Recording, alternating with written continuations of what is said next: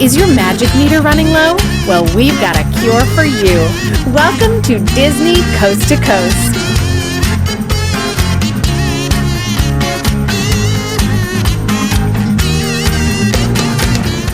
Hey folks, and welcome to Disney Coast to Coast, the ultimate unofficial Disney fan podcast. I'm Jeff DePauli, and today on the show I chat with Graham Allan, one of the co-authors of the new book, Holiday Magic at the Disney Parks, Celebrations Around the World from Fall to Winter. I absolutely loved reading this book and checking out all of the amazing photos inside. If you're a fan of the Disney Parks during the holidays from Halloween through Christmas, you will definitely want to check this one out. I can't rave about it enough. In my conversation with Graham, you'll hear all about the making of this book, as well as discussions about some of the end-of-year holiday offerings in the Disney parks. It's all coming your way right after this. As 2021 approaches, you'll want to make sure that you're prepared. So why not do it by ordering yourself a Disney Coast to Coast 2021 wall or desk calendar? In addition to helping support this podcast, 20% of the profits from calendar sales before the end of 2020 will go to the cast member pantry, helping Disney cast members who currently find themselves out of a job. This is a win-win-win opportunity. You're getting a gift for yourself, or possibly a holiday gift for the Disney fans in your life. You're helping support free episodes of this podcast, and you're supporting the cast member pantry. All of the photos in the calendar were taken by me personally and feature your favorite attractions and characters from the domestic Disney parks. So don't wait any longer. Head over to DisneyCoastToCoast.com or click on the link in this episode's description to order your calendar today.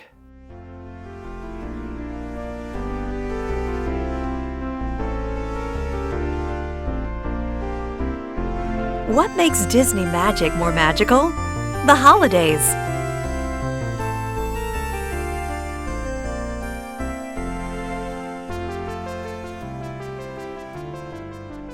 Hello, Graham, and welcome to Disney Coast to Coast. Thank you so much for being here today. Well, thank you, Jeff, for inviting me. It's a treat to be with you and your listeners. Yeah, well, we are here to talk about the holidays in the Disney parks, and you are the co-author of Holiday Magic at the Disney Parks, Celebrations Around the World from Fall to Winter. Now, Graham, I know that we're meeting for the first time, but you have to believe me when I say that I don't blow smoke. I tell it as it is. And this is absolutely one of the best coffee table books I've ever seen Disney publish. My mind was blown reading this. It's like an encyclopedia for holidays in the Disney parks around the world. It's almost 400 pages, full of amazing photos, but the text that's in there taught me so much that I wasn't even aware of, and I know quite a bit of Disney stuff. So I was shocked at how much I learned reading this quote-unquote picture book. So congratulations. It's amazing. Well, thank you very much. We've been sort of toiling away behind a computer screen at this for a number of years now, and you can never be sure quite how the world is going to react to something creative that gets put out there, but we really have been so pleased at the reaction. And I chuckle a little bit about you calling it an encyclopedia, because it was part of our sort of dialogue and discussion about how to approach this, was how far to go in a scholarly direction, as you know, many fans are interested in that depth and that history and that story, versus how much to go in a sort of true coffee table book direction of just pictures. And we ended up deciding that we could actually kind of make it both, that we could tell a story with pictures. And as you've seen, there actually aren't that many words in the book. There's about 35,000 words in the book, which for a 400-page coffee table book is not that much. But there's 1,900 photographs.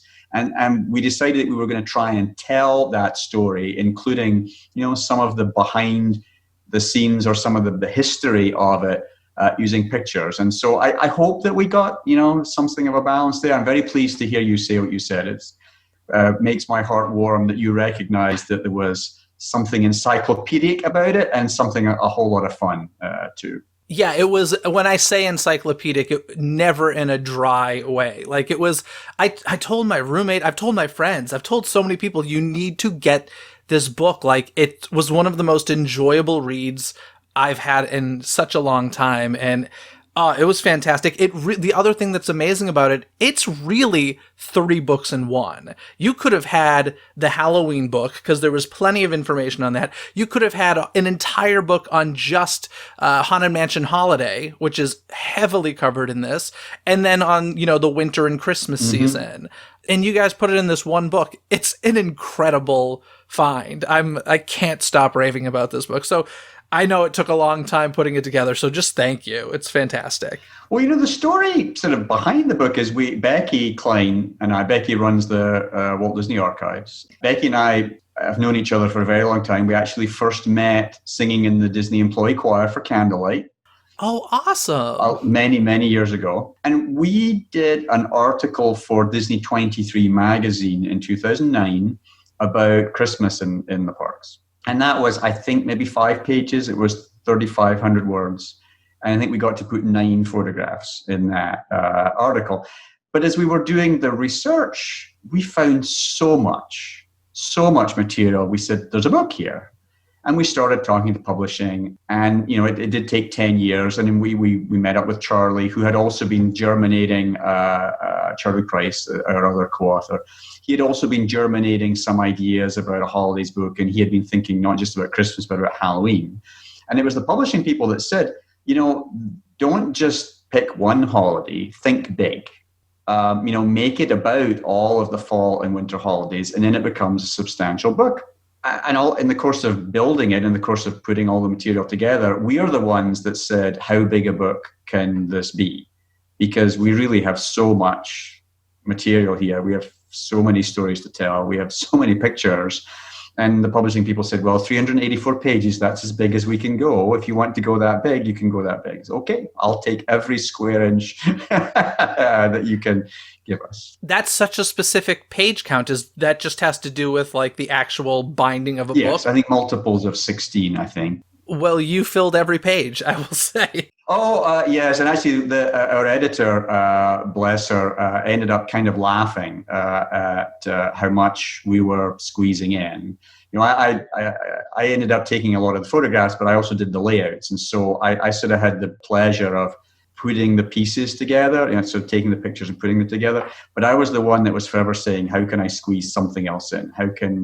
And talking with Becky and Charlie about, well, how on earth did we choose? We have room for 4, but we have 20. How do we narrow this down? But boy, we squeezed absolutely everything in that we could. How did the collaboration work with the 3 authors? Did you all have a certain area or a certain holiday or a certain event that you covered, or how did you split that work? It actually ended up working out rather nicely.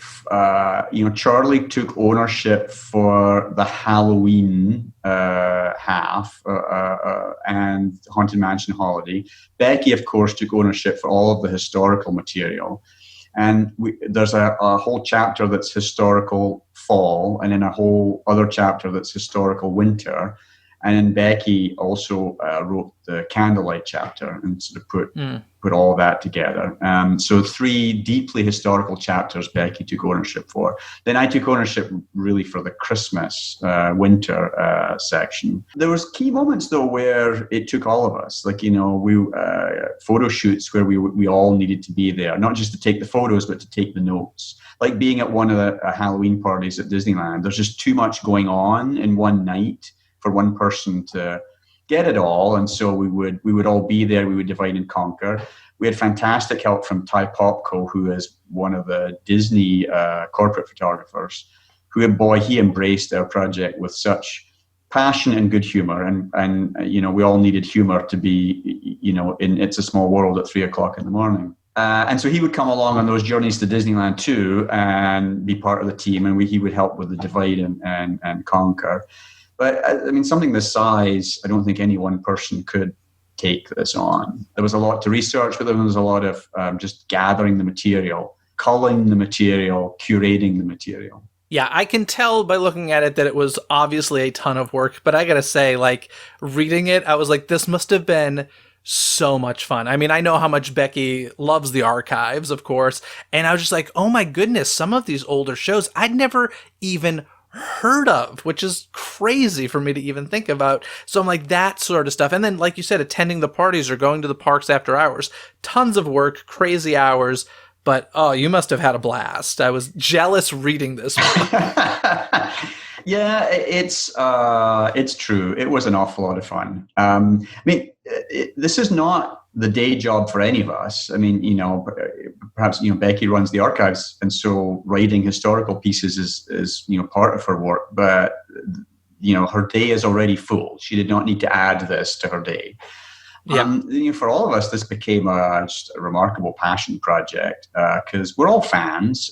We all want to share our enthusiasm for holidays at Disney with everybody, with the readers. I think that helps, carry us through. It also meant we all brought some prior knowledge. Charlie, he did a ton of research, but he also brought a ton of existing knowledge, and he knew questions to ask. He knew people to go pursue.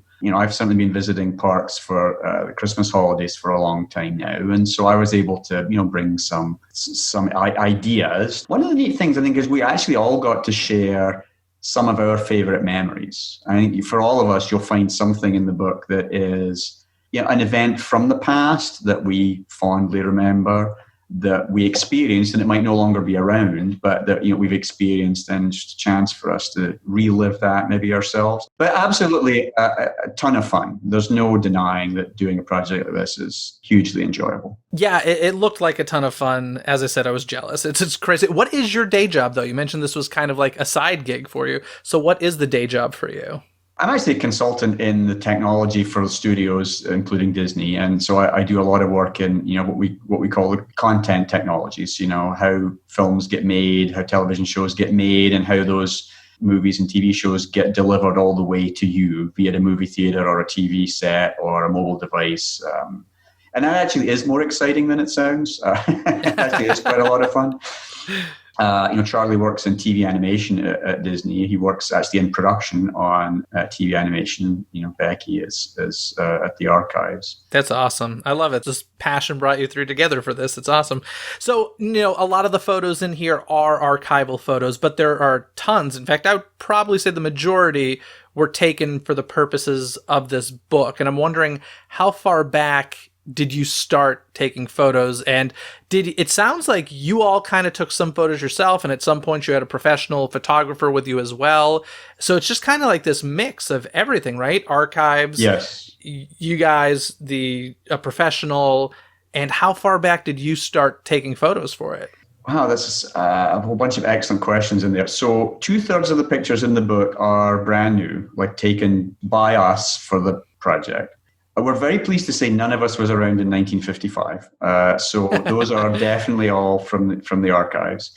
I mean, I certainly, of the pictures that are original, I took a lot of those. And I started in earnest photo documenting in 2009. 2009? Yes. So this has been, let's say 10 years of taking photos, maybe a little less, since obviously it takes a while to produce these books and stuff. But almost 10 years of photos. 10 years of doing it in earnest. So, I mean, there's certainly a handful in there that I took from before 2009, because I was visiting the parks for the holidays anyway. I mean, for 30 years, I've been visiting the parks for the holidays.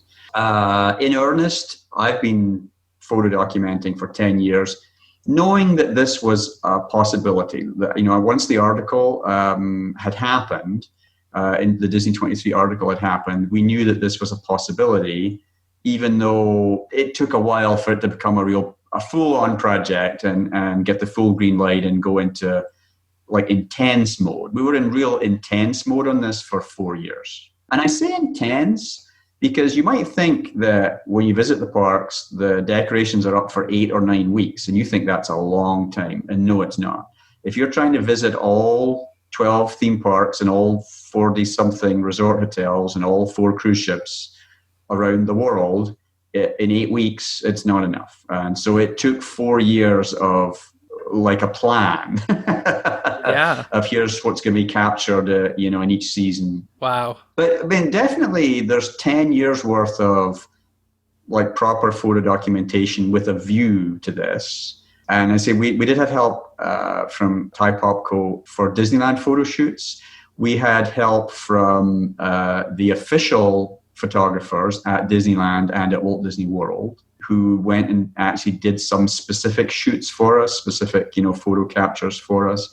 We did mine the existing photo libraries. I spent many happy hours in the Florida photo library, and we all spent quite a bit of time at the Disneyland photo library. I also got to spend some time in the Paris photo library, going through their materials. And those are all professionally shot, usually for some reason, for a campaign or sometimes for photo documentation of something new. We also had fantastic access to the Imagineering photo collection, and that's all about photo documenting something when it's new, each season in the year, to make sure that it's fully documented. And they gave us wonderful access to that. And those are all also professionally shot. But I mean, there's more than 1,200 pictures in the book that we just took ourselves on our travels, because that's how we were able to do this. We would never have been able to put this number of new photographs into the book if we hadn't just done it ourselves. Yeah, that's fantastic. I love it so much. And, the rest of this episode, we're going to be talking and focusing on the Christmas and winter holiday stuff, since that's what we're heading into here. There is a whole bunch before it about Halloween and, my favorite holiday and all that stuff. But let's focus on Christmas today. I have a bunch of just random moments in this book that I loved that I want to talk to you about. And let's start off really, really early with the early days of Disneyland Christmas, which, I'd heard about this Mickey Mouse Club circus for so many years. I never realized it was a 2-hour-long show in the theme park. It's a full circus. It's crazy. Yes, I mean, it was a ticketed event. It was a huge circus tent put up, a little, kind of the area where It's a Small World is now, which was unused at the time in 1955. And it was a full-on circus with live animal acts and clowns. Mouseketeers. And I think, Walt used it as a little bit of a vehicle to help cross-promote the Mickey Mouse Club. And so the Mouseketeers were there. And we look at the photographs of it, and I mean, it was a proper circus. And I think it would be recognized at that time as a contemporary form of circus. We look at it now as historical, but it was very much what a circus was in 1955. And I think opening day, there was a wonderful parade through the park with elephants and lions and the Mouseketeers, processing through the park to the circus for the opening. I think Walt and Fess Parker were the grand marshals of the parade. Lots of pomp and ceremony, but the circus ran, I think, for most of the Christmas season that year. Yeah, it ran that Christmas season. It wasn't a success. Apparently what they figured out was that people were at Disneyland to enjoy Disneyland and not spend 2 hours at a circus. So those tents ended up becoming part of Holidayland, which, I've also heard of but don't know a ton about. Do you know, was Holidayland something that was open year-round, or was it just land that they used when the holidays rolled around? Do you happen to know? So it was certainly used year-round. It was land to the left of the main entrance as we look at it today. And, it's where like New Orleans Square and Critter Country and that west side of the park are now. But it was an open area where there was a recreation space, there was picnic space.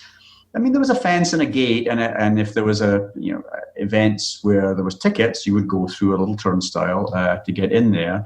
But it was a separate entrance. You didn't get to it by going into Disneyland. It was separate off to the left. It was an event space. I think today it would be called a special events area. Another thing I found fascinating was this Christmas in Many Lands, which was going on many, many years ago, early on in the life of Disneyland. And it's essentially what they do at Epcot today. It was a celebration of holiday traditions around the world. And I think that this is fascinating, that this went all the way back to near opening of Disneyland. That's incredible to me. Yeah, that started in 1957, I think all the way to 59. Walt had this idea of celebrating the holidays in a bigger way than just Southern California. And obviously, we know he was a big thinker. As Part of his brand was to be a big thinker. And, he and his team found not just Christmas, but how the holiday season was celebrated in all different parts of the world. And I think we look back on, you see some of the pictures in the book, we look back on some of those celebrations as a bit odd and quirky, but they were of the time. It was, 1950s, celebrations around the world. Also, that parade had some interesting live animals in it too, like ostriches, which had to be sort of manhandled along the parade route. It took two people to restrain a full-size live ostrich as it walked down the parade route. Llamas and alpacas, a bear cub, a small bear, but it was on a leash, but a bear on a leash. Things that we probably wouldn't get to experience in a parade today. Things I don't think OSHA would allow today. Well, and I think it's not reflective of what holidays are today either. But I think it was then. It was an attempt to be reflective of holidays that what we came to be known at Epcot as holidays around the world, and International Festival of the Holidays as it now is. Yeah, very, very international flavor. And that was also an epic scale production. It was an immense parade. It's incredible. Now let's move forward to more current times. One of the things I found so fascinating is, I think when people think of Disney parks at Christmas time, we think of those glorious Christmas trees that we get in the parks. But for a long time, they were real trees. They weren't these perfectly shaped, perfect height trees that we get today. Up until 1997. 1997 is when Magic Kingdom put in the fake tree. And here's what blew my mind. It took until 2008 to get the fake tree in Disneyland. So before that, it was a real tree. And they were kind of piecing it together to make it look as Disney perfect as possible and kind of Frankensteining multiple trees and branches together. Incredible. Yes, and it's actually perhaps a surprisingly common process. And this is not unique to Disney. And in fact, here in Southern California, a number of the big outdoor shopping centers still do this, where they will put in a real tree and they will enhance it with additional branches to make it more full. Because the truth is, if you're going to fell a large tree to make it a Christmas tree, you're going to pick a tree that's fairly near the end of its life. And that's normal. That's just how this goes. And so those tend to look quite good at the top, and then a little bit less good the further down you get. And then at ground level, they look a little bit sparse. And that's just how nature does its job, especially if the tree has been in a densely packed area. The green bits are going to be at the top. That's just how nature does it. And so to make it look good on stage, extra branches would be harvested. At the same time as the main tree was selected, the Disney team would harvest a whole bunch of extra branches from other trees in the area and bring them back. And this would happen off stage, but they would enhance the tree. You drill holes in the trunk and you hammer in extra branches to make it look full. And it would take somewhere between 2 and 2.5 trees worth of tree to make the tree that you would see. And when they were real, the trees, both Disneyland and Walt Disney World, were brought from Mount Shasta. That's, you think that's a journey for Disneyland. That was quite the journey for the Florida trees. I remember as a kid hearing a story. I don't think I'm making this up. I'm pretty sure this happened, but the tree was on its way to Rockefeller Plaza in New York City. And I think there was an accident of some sort during the transport, and like a whole side of the tree got sideswiped, and they kind of had to really just fill in that entire side of the tree, or a good portion of it anyway. And yeah, so like you said, it is pretty common practice, and it was obviously extreme that year for Rockefeller. But I can't believe it took until 2008 for Disneyland to stop putting in a real tree. That for quite some time they were using a real tree, and that's pretty incredible. Speaking of Main Street USA and that area that's so beautifully decorated, sometimes some big changes need to happen in the parks. And that happened not so long ago when the Maleficent Dragon Float became part of the parade at Magic Kingdom. And these beautiful garlands that hang across, Main Street USA, all of a sudden are too low and would be an obstruction for this dragon. And so they got rid of those garlands and they hang these hooks with these wreaths on them instead. And my question for you is, when a production, like a new parade, is, being designed, are they speaking with the holiday decorators to kind of say, hey, might this be a problem? Or is it something that the holidays roll around and they're like, oh gosh, we didn't think about this? It's definitely planned. I mean, there's very little happens by accident. So even if that was 2014 in Florida, the switch happened from garlands across the street to the wreaths hanging along the sides of the street, and they're much larger wreaths along the sides of the street than ever hung over the street. They're enormous, actually. They're beautiful.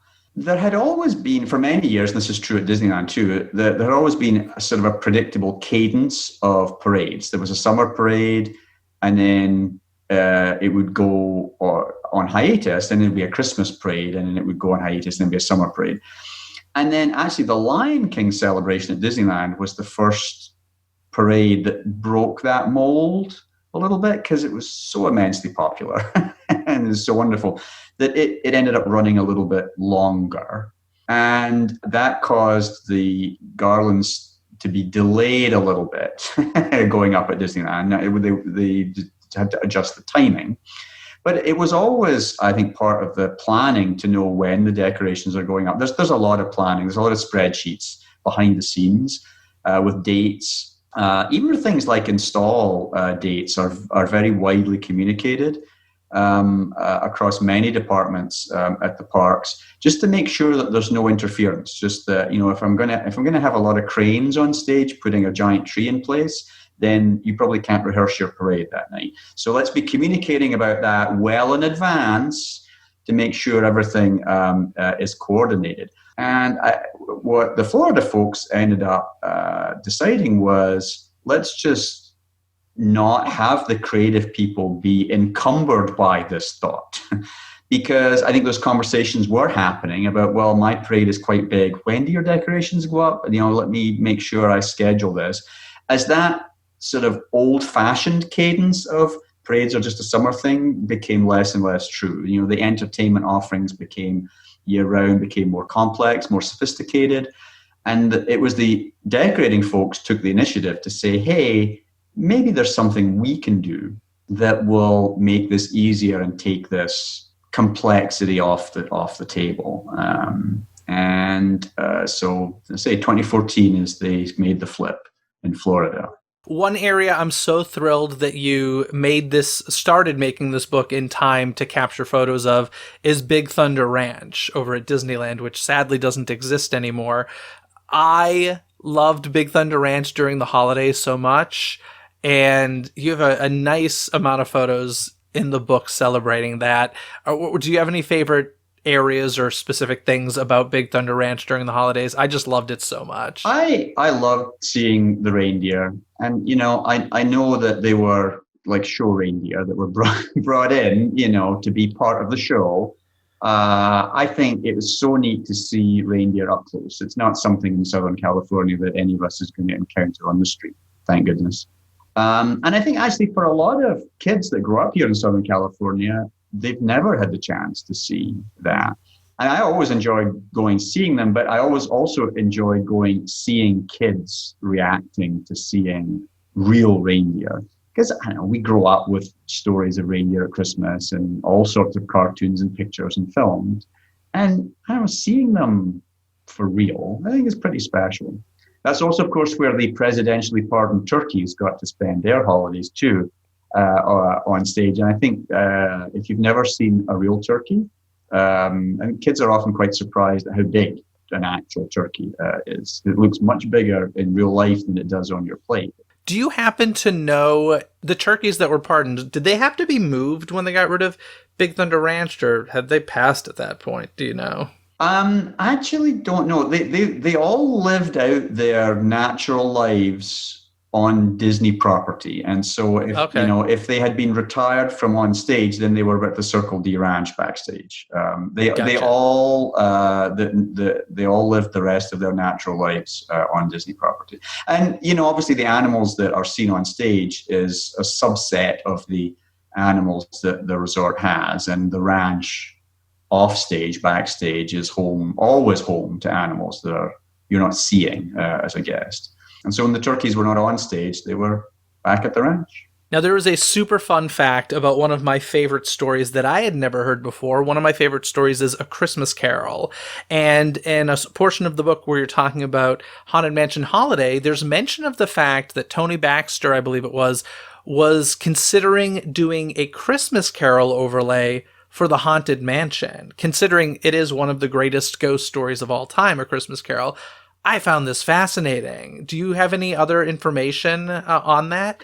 I think it was simply one of the many ideas being batted around. I think there was a quest to find some sort of enriching holiday experience that would be more than just decorations. Like, let's do something that's deeper, because that's what we do at Disney, right? We tell stories, and so let's go deeper.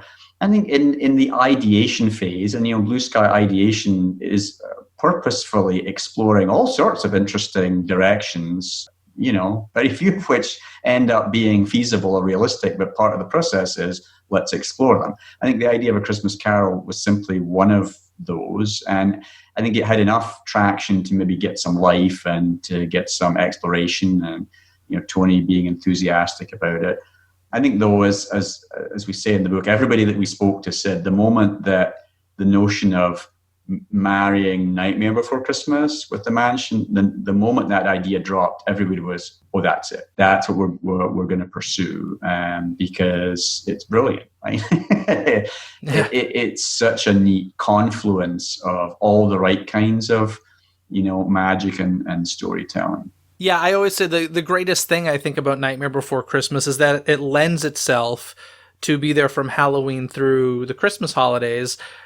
And that just allows more budget, more time, considering it's going to be there for such a lengthy period. Let's face it, if it was just A Christmas Carol, it'd probably be there November, December, and therefore not as much money would be invested into it, and they wouldn't have as much time to put it up or take it down. So I love that about Haunted Mansion Holiday, because it really is, I think, more than any other overlay of an attraction. It's like a brand new attraction. Or at least a temporary overlay, I should say. Yeah. Actually, the creative team behind that, the stories they told us, it was pretty clear that it was a passion project for them. They told all sorts of interesting stories about how, particularly in the first year, getting everything done in time, the creativity, how many hands they had to, press into service to help fabricate the set items, the decor inside the mansion. And just how passionate they all were about. It's just such a neat story to tell. And I think we've seen it go from strength to strength, through the years too. They've built on that opening year. It was such a success, right? I mean, it was an unbelievable success in the opening year that it's given them, I think, the impetus to keep adding and keep evolving. And of course, Tokyo does their version of it too, Haunted Mansion Holiday Nightmare in Tokyo. When we think of the winter holidays, we think of snow, and when you think of Disney parks and snow, a lot of people think of the Snope, right? The snow soap that we get in the U.S. parks. But there actually are some Disney parks that get some real snow. In fact, when I visited Paris, it was covered in snow, which is such... it felt so strange, having grown up in the United States, going to only these parks. And it was so wild, but I would imagine for photography purposes, you must have been seeking out some snowfall or real snowfall in the parks that actually get that. Yes, and unfortunately none of us was lucky enough to be either in Paris or Tokyo. Tokyo also gets snow from time to time. None of us was lucky enough to be there for actual snowfall. And the pictures that we have in the book of snow in Paris, I think are great, but we had to lean on the Paris team to dig through their archives. Actually, that was one of the more interesting quests. Because I had seen pictures of Paris with snow, and I said to them, okay, what pictures do you have? And they said, oh, wow, that's going to be quite the archaeological expedition, but that's a really cool one. So let's go try. And we took an afternoon going through lots and lots of slides from the past, and we found some interesting pictures. But none of us, unfortunately, was lucky enough to be there when it was actually snowing. Very cold, below freezing, yes, but no snow falling. That's surprised that you had to go on such a dig for that. You'd think, since it's so unique to Paris and Tokyo, that they would kind of, take a lot of pictures of that and have a lot of that archived. So that's interesting that they don't have as many as we might think. Well, so they did have quite a few pictures. It just wasn't in their working library of pictures. It wasn't something that people were asking for all the time, that they had digitized and ready to roll. So I say they knew that they had them. And, it took us, not that long to find them. But it's just not part of their working library. They're not asked for that very often, I guess. One of the things I didn't realize started at Paris were the castle icicle lights, which started in Paris in 2005 and, of course, have made its way to the States as well. These lights are insane when you look at especially on like Cinderella Castle, when you look at the amount of icicle lights that are typically up there. They're so beautiful, and it apparently a tradition that began in Paris. So that's pretty cool. Yes, not quite the 200,000 lights that Florida has done in past years. But yeah, Paris was the first castle to decorate with lights. And they obviously have a particularly beautiful and striking castle. It really lends itself to that kind of decor. I love the events that are like lasted only 1 year or for a very short period of time. And you have a photo in there, I'm sure this was archival, but from 1992, Macy's Thanksgiving Day Parade balloons at Disney MGM Studios, at the time now Disney's Hollywood Studios. And I just love this because, like, to me, Thanksgiving is the Macy's Thanksgiving Day Parade. And the fact that there were these New York backlot sets at Disney MGM Studios and they brought them there, I think is so cool and so fun. Did you know about this before this book? Yes, actually, I saw them. I had seen them there that year. And I also thought, what a cool idea. It's New York Street. It's the classic New York holiday. It was the year that the Goofy Christmas balloon had premiered in the parade itself. And I think it made logical sense. Well, okay, let's bring it. People are going to want to see this. Let's bring it to the studio. And they brought a handful of the other balloons too. Kermit, Betty Boop, and some of the star, like the classic Macy's star balloons they brought. And just they had them basically inflated all day. You could walk around and see them fairly close on the New York street there. Yeah, I really wish I could have witnessed that. I never saw that. And one of my bucket list items is to go to the actual Macy's Thanksgiving Day Parade. I love it so much, and one of these days I'll get there. Over at Disney California Adventure from 2003 to 2007, we had Santa's Beach Blast. And of course, Disney California Adventure has gone through some major changes, so that doesn't exist anymore. But this was a really fun kind of twist on holiday decorations. And it was a limited time, of course, so I'm curious, do you know of any cases where like large iconic decorations from one location were shipped to another, the way that they do parades sometimes? And I'm thinking, something like Santa's Beach Blast could perhaps end up at Disney's Beach Club Resort at Walt Disney World. Do you know of any cases where this has happened with decorations other than like, an ornament or garland or something? Yeah, I don't know of any examples where there's, something like that significant or that would be iconic or central in one place that sort of just gets moved somewhere else. I think you would find examples of things being duplicated or copied. The things like ornaments and garlands actually don't last all that long. They get refreshed and replaced. Ornaments can sometimes only last one season. The underlying garland might last a season or two. And like on the Christmas trees, the steel structure inside the tree is designed to last about 25 years, but the branches last only 5 or 6 years before they get replaced.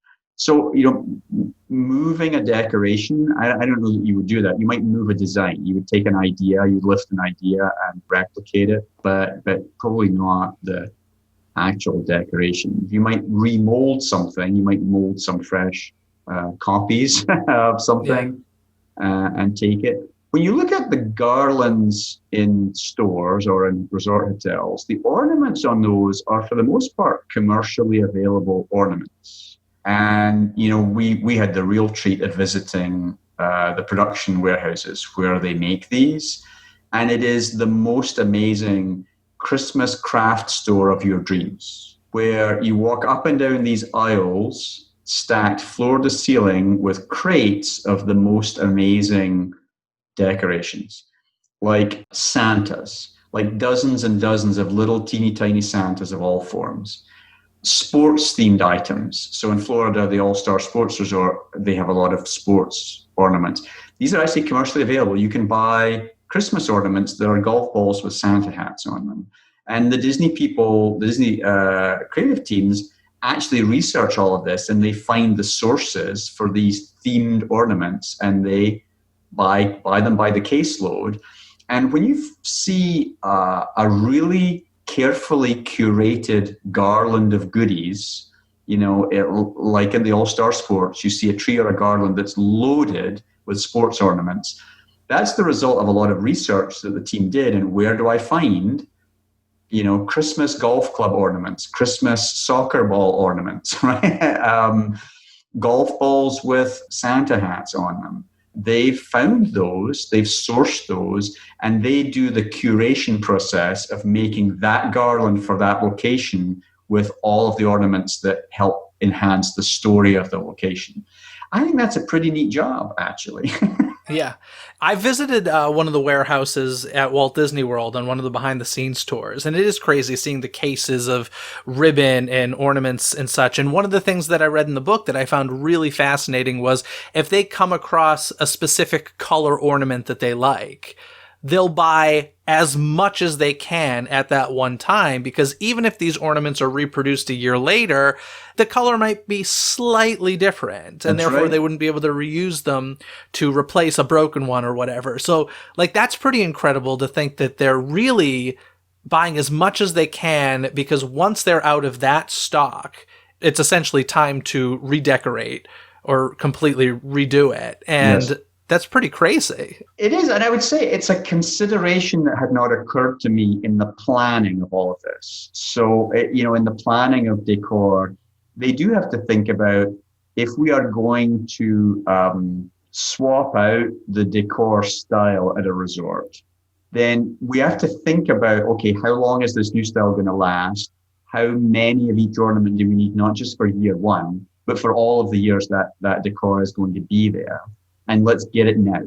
Let's get it. Let's put it on the shelf, because probably when we run out, we're not going to be able to get that again. So that'll be the time when we're going to redo the decor style at that location. And I know that's a lot of planning. There's a lot of spreadsheets, I think, involved in staying on top of that I had not thought about. It had not occurred to me that there would be a multi-year plan involved. There's the creative people, but then there's the execution people who take the creative ideas and have to make them real. Yeah, I think anybody reading this book will have a lot of those aha moments of, I never even thought of that. There's just little things that we wouldn't think of enjoying it. Yes, we'll think to ourselves, these will wear out and they'll need to be replaced, but just a lot of tiny details. In fact, one of them that blew my mind was the people dealing with all the plants and everything, the horticulture team. They will actually replace the flowers like halfway through a holiday season, because they'll start looking bad, and they'll put brand new poinsettia or brand new pumpkins or whatever.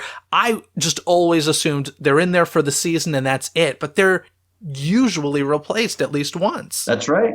Sometimes twice even. That's bonkers. That is so crazy. It's about show, right? So it has to look good. Oh, I get it. I just would never think that, I would never think that. Well, I know, I have somebody that helps me with my garden, and the day after they're here, it looks fantastic. And then in the course of the ensuing weeks, it slides a little bit, right? And that slide can't happen in a Disney park, because, somebody that shows up for their once in a lifetime visit can't see, shoddy plants or withering plants. And this is also, I had no idea the amount of planning that went into this. The horticulture people at Disneyland actually spent a ton of time with us explaining it all. For the winter holidays, they will start their planning at least 9 months ahead of time, sometimes as much as 12 months. And much like decorations, they will never get exactly the same plants 2 years in a row. That's just not how the plant supply chain works. So they are working with their nurseries that supply the plants. They're talking to those nurseries 9 months ahead of time, so they're providing ideas and direction, but they're finding out what's going to be available. What are the nurseries planning to have available? And then they're placing the orders. In Florida, there's some on-site nursery space where they're able to sort of look after and grow their plants and stage them. At Disneyland, there's no place to stage the plants. The nursery that Disneyland is sourcing the plants from delivers them during the day, and the gardeners put them in that night. And we watched this. It's amazing. The plants are delivered in the morning or the afternoon. They're inventoried and staged. And things like hanging baskets, the Disney people will do that. So they'll make the hanging baskets, as many as 30 poinsettias. When you see a ball, like a whole spherical poinsettia ball, there's as many as 30 plants in there. So the Disney people do that. They create that from the plants that are delivered. And it's all staged, behind the scenes on these little carts. And then after the park is clear, there's this horticulture parade that toodles out the gates with all these carts of plants.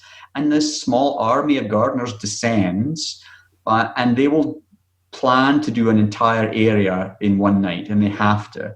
They can't only do half of an area. Guests can't show up the next morning and see it half done or half changed. So if they can't do it all, if they can't do all the beds in Town Square in one night, they won't do any. And they have it all worked out. And just watching them in action replant a bed, we watched them replant the flower bed around the flagpole at Disneyland with poinsettias. And they had the old plants pulled out, the ground tilled, like the soil tilled. When they pull them out, do they save them? Because they're not dead. So they really can't. There's too many. They can't. And by that point, they are past their best. And these are not perennial plants. So I mean, it's normal. Like I think in any public planting space, you would find this. Yeah. So they're starting to go a little bit past their best. So they pull the old ones out. They rotivate the soil. They till the soil to loosen it up, scatter some fertilizer, and then they plant the new plants. And that entire process, remove, till, plant, is measured in minutes for a flower bed. You see those films that are a time lapse. The sped up, right? yeah. It looks like that, except it's not time lapse. It's real time. And then I just love telling this story. One of the nights that we watched them do this, they were putting in plants that weren't quite, the flowers weren't quite out yet. They were all in bud, and this was the early hours of a Tuesday morning. This was like 2:00 in the morning on a Tuesday.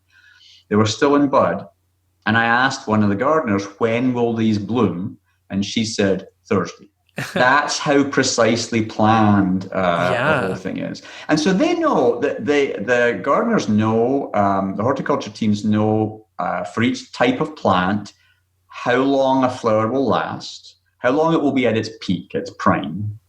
And so they have fresh supplies ordered, and the teams scheduled to do the replanting a little bit before the plants are past their best, so that any flower bed that you see is going to be pretty close to its peak anytime you visit. A little bit before, maybe a little bit after, but it's never going to look ratty because they've planned that. And that does mean changing them out. In an 8-week season, they will replant at least once, and something like a poinsettia, they're going to replant that twice. It will last 3 weeks on stage. It's incredible. Let's talk about Buena Vista Street in Disney California Adventure for a second, because this is among the most historically accurate decorations with 1920s and 30s styles of decorating. I want to read a quote from the book.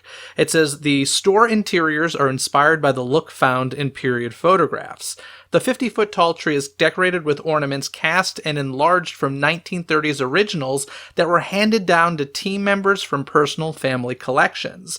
And the Santa sleigh with reindeer flying over the eastern end of the park's Hollywood Boulevard is modeled from the actual props formerly installed over Hollywood Boulevard itself in the 1930s. That's incredible detail. Yeah. That's amazing. They're very proud of that. The decorating team is very proud of Buena Vista Street and how historically authentic it is.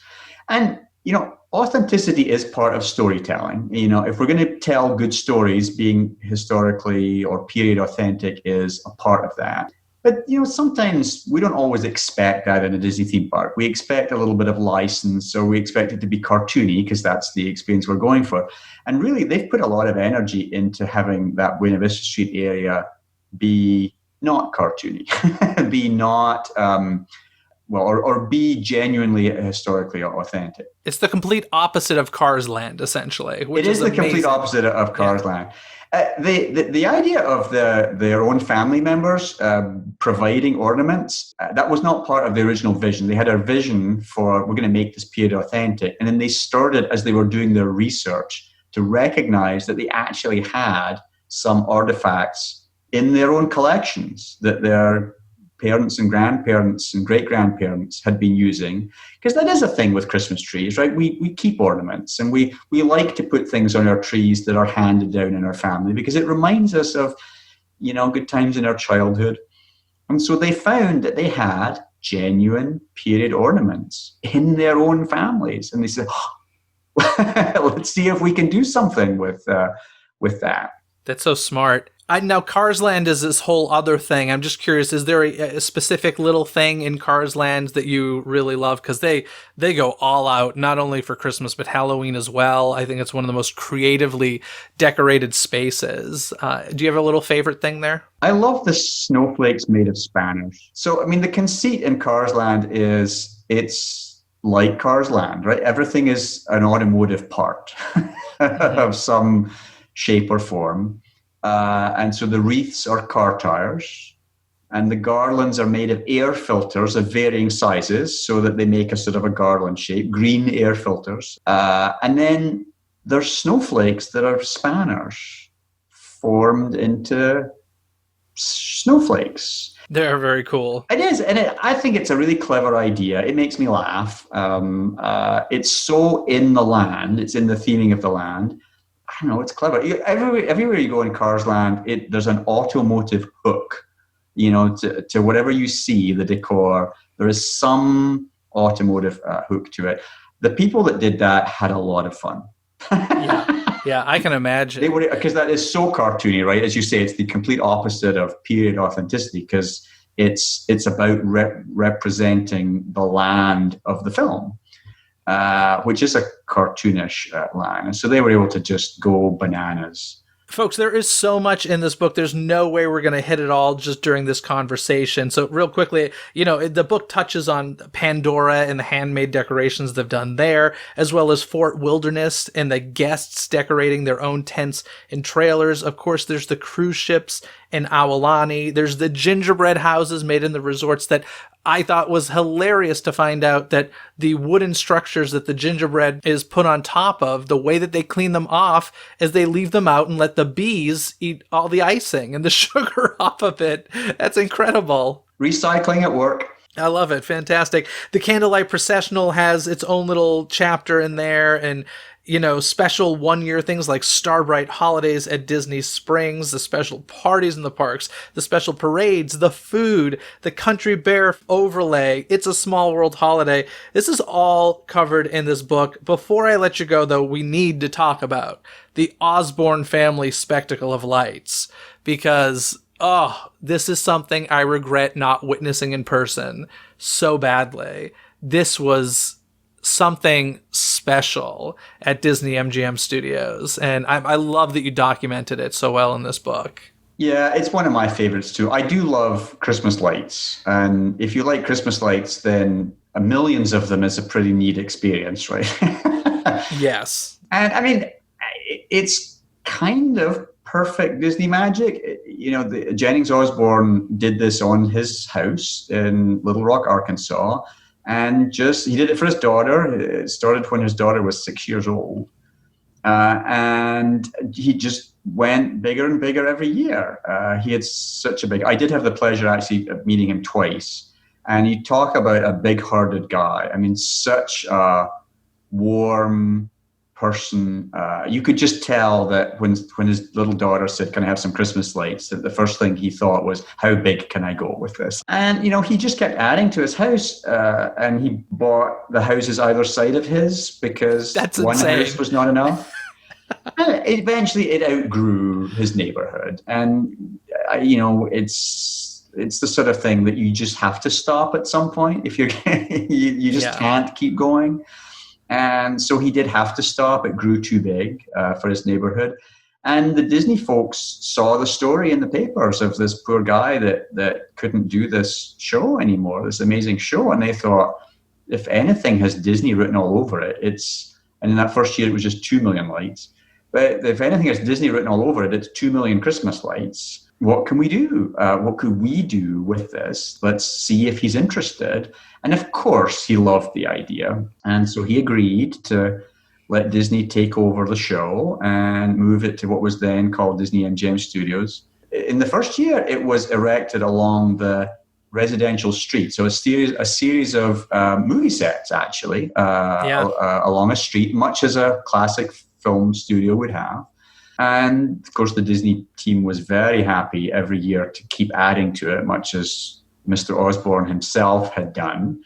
And so it kept growing. And that part of the park got reconfigured a couple of times. The residential street was removed to make way for the Lights, Motors, Action stunt show. And so the Osborne Family Spectacle of Lights moved to the streets of America. But it kept growing there. It became the spectacle of dancing lights, synchronized to music. The park would do snowfall in the evenings. They would do sort of little parties. They would set out coffee carts or snack carts because people just would want to hang out there. I mean, it was just such a neat environment to be in and be surrounded by so many lights that you just sort of stood there and drank it all in. One of my favorite details was that when they loaded the trucks with all the Christmas lights from the Osbornes to Walt Disney World, a Halloween decoration got on the truck by mistake. They called it Creepy Cat. So apparently the Imagineers or the folks setting it up at Walt Disney World would kind of put Creepy Cat somewhere as an Easter egg every year. That's right.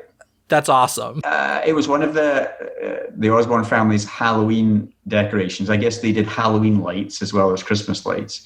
A purple cat, and actually, I mean, fairly sizable, a couple of feet tall. It was loaded by mistake, but the Disney people went, aha, we can do something really cool with this.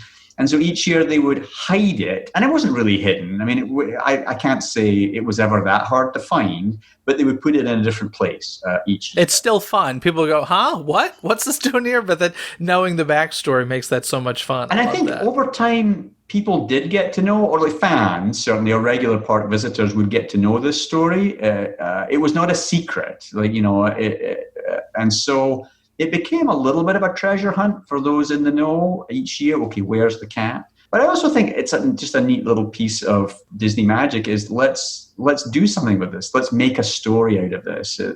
Let's not just send it back to Arkansas. Let's actually make it part of this. And the Jennings Osborne loved visiting the lights, and he loved seeing people experience the lights. It warmed his heart to see that something that he had created was bringing so many smiles, and it was impossible not to smile. And you stood on that street surrounded by, when it was done, 5 million lights. The final year. That's a lot of lights. It's a lot of lights. I am curious, in your research for this book, did you ever come across any concept art where Spaceship Earth was transformed into a giant Christmas ornament? Because that just feels like a given to me. And I'm curious, was there ever a concept of that you've heard of or seen any drawings for? I mean, I have not seen that. I do think it, in past years, there has often been a holiday-themed topiary at the entrance. Mm-hmm. And I do know that those were always designed in a way that you were meant to have Spaceship Earth in the background. Because, of course, who's not going to have Spaceship Earth in the background? And I do think, at night, Spaceship Earth is lit up in a way that does make it look a little bit like an ornament. But I have not sort of heard of a concept of trying to do that, on an epic scale. I'm not even saying it's a good idea. It just seems like one that would have been talked about at one point. They've done some crazy things with Spaceship Earth, and I think putting the little topper with a giant hook, it wouldn't surprise me. if that was once an idea. Maybe, if somebody's listening to the podcast, Maybe we'll see it in maybe the you can get that future. idea to land. Some people will write in and be very angry at me, probably. If they people get upset when you touch Spaceship Earth. That is sacred, and I completely understand. It's my favorite structure at Walt Disney World and probably at any of the Disney parks. I love it. I think it's beautiful. But before we go, one final question for you. If you could come up with a concept or an idea to decorate any specific ride or a specific land, where in a Disney park would you like to have, the right to do whatever you wanted with holiday decorations? Wow, that is a big, big question. It can be a tiny little thing, or it could be a whole land, whatever you want. I don't know that I have a great answer to that, because I feel that I have so often been sort of amazed and awed by what the decorating team has come up with. I will say what I love are the little details. And so if I got to, run amok, what I would probably start doing is adding more just little details to something that maybe not everybody would notice. That would be, you have to stop and pause and look closely at it to see it and find it. Because that is what has brought me an awful lot of fun and joy at the holidays of the park, especially, by the way, as a photographer, because it became my job to photograph those details. And it's one of the reasons that we have so many pictures. There's 1,900 in the book. I personally have about 66,000 pictures that I took in the research for this. And one of the reasons that there's so many is those details. So I might go on a quest for where can I add a little detail, like where could I find an homage, like on the outside of an attraction building, an homage to something inside the attraction, or maybe an homage to something that used to be there, a past attraction in that location that might be a little Disney Inn thing, for the fans to find. That's what I might do if I were left to my own devices. Or a tiny creepy cat in every single park. There we go. Yes, there we go. Now, folks listening, if you've ever dreamed about visiting the Disney parks during the holidays, and even if you have visited during the holidays, I definitely suggest picking up this book. I sincerely can't stop raving about it. So, Graham, thank you so much for coming on the show and just sharing literally the tip of the iceberg when it comes to this book. So thank you so much. Well, it was my pleasure. Thank you for inviting me. It was my pleasure to represent the book, to represent Becky and Charlie, my amazing co-authors in this. We had so much fun doing this. We hope that you have some fun and your listeners have some fun thumbing through the book when you get it. Absolutely. Merry Christmas and happy holidays. Yep. Happy holidays to all. Now, folks, if you couldn't tell, I just loved chatting with Graham about his book, and frankly, even after we stopped recording, we just kept chatting. So even though I didn't expect this, we decided to virtually get together once again and continue our conversation about more Disney Parks holiday festivities on the next episode of Disney Coast to Coast. So be sure to tune in for that. And if you didn't listen to last week's episode, there's even more holiday cheer as we discuss the holiday storytellers at Epcot. The easiest way to make sure you don't miss any of the magic is by subscribing to Disney Coast to Coast on Apple Podcasts, Spotify, or wherever you listen to podcasts. Wherever you search, don't forget it's Disney with a Z, Coast to Coast. Also, don't forget to order your Disney Coast to Coast calendars by clicking on the link in this episode's description. And if you'd like to take part in this year's last live stream Q&A, find out how you can at patreon.com/DisneyCTC. That's patreon.com/DIZNEYCTC. Other than that, folks, have a magical day. Bye! Thanks for listening to Disney Coast to Coast. Have a magical day. Disney Coast to Coast is produced and hosted by Jeff DePauli. Learn more about the podcast and become a supporter at DisneyCoastToCoast.com.